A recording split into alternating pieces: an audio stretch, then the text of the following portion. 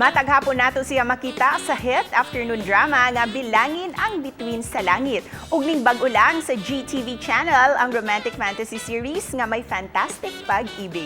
Joining us this morning, Kapuso actor and singer Yasser Marta. Mayong buntag, Yasser, and welcome back sa GMA Regional TV Live. Yes, thank you, Ms. Cecil. Maayong buntag din sa mga kapuso nating nanonood sa ating live ngayon. Hello sa inyo. Ayan. Yes, Good sir, morning. Kumusta ka na? Ngayon, so far so good. Kahit pa paano, kakatapos lang din ng mga shows na ginawa natin ngayon. So, time naman din para siguro makapag-reflect ulit ng sarili natin at syempre, spend time din with our families. Una sa lahat, Yasser, congratulations sa very successful episode nyo sa GTV, ang May Fantastic Pag-ibig. Anong pakiramdam mo na mainit itong tinanggap ng mga viewers?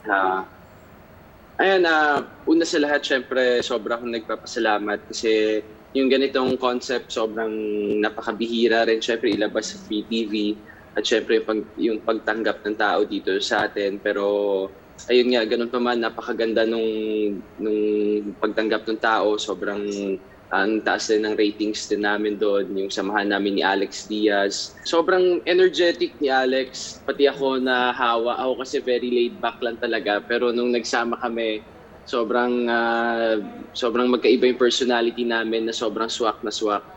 At saka napakasaya niya kasama, sa totoo lang. Napakasaya, walang tinatago, walang takot. Kaya believe din ako sa kanya dahil napaka-strong niya. At dahil na uuso ngayon, no, itong mga BL series, would you be willing to try another project with the same theme? Siyempre, gagawin natin yan, yung mga challenging roles, yung may mga natututunan tayo sa mga bawat project na ginagawa natin. So ako, wala pong problema sa akin. Kahit ano pa yan, game po tayo dyan sa mga ganyang klaseng BL series. And Yasser, you've been very busy and very visible sa TV with your projects. How are you managing your time for work, for yourself, and your family as well? Siguro, sacrifice lang din eh. Kasi alam naman natin ngayon, yung taping natin, di ba, puro lock-in. Magla-lock-in for 2 to 3 weeks. Pag kailangan talaga maghabol ng mga eksena, umaabot pa minsan ng 1 buwan yung lock-in. So, no choice talaga kundi mag-sacrifice ka for your family para naman din sa kanila yun eh. Sa mga katulad mo, Yasser, na tumutulong sa mga pamilya nila, ano yung gusto mong ibigay na mensahe para hindi sila mawalan ng inspirasyon at pag-asa? Para sa akin, wag ka lang susuko.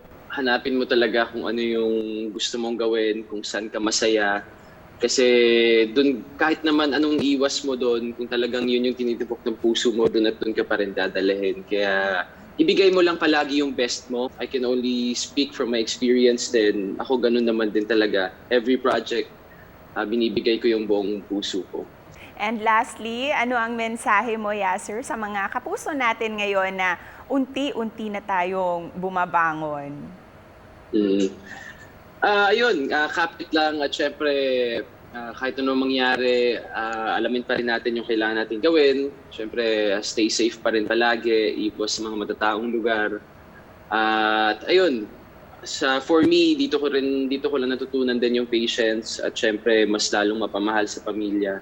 Yun lang din naman yung kailangan natin gawin sa panahon ngayon. Kaya magpakatatag lang tayo, mga kapuso. Thank you for that message, Yas, and for joining us this morning. Yes, thank you din, Miss Cecil. Maraming salamat po.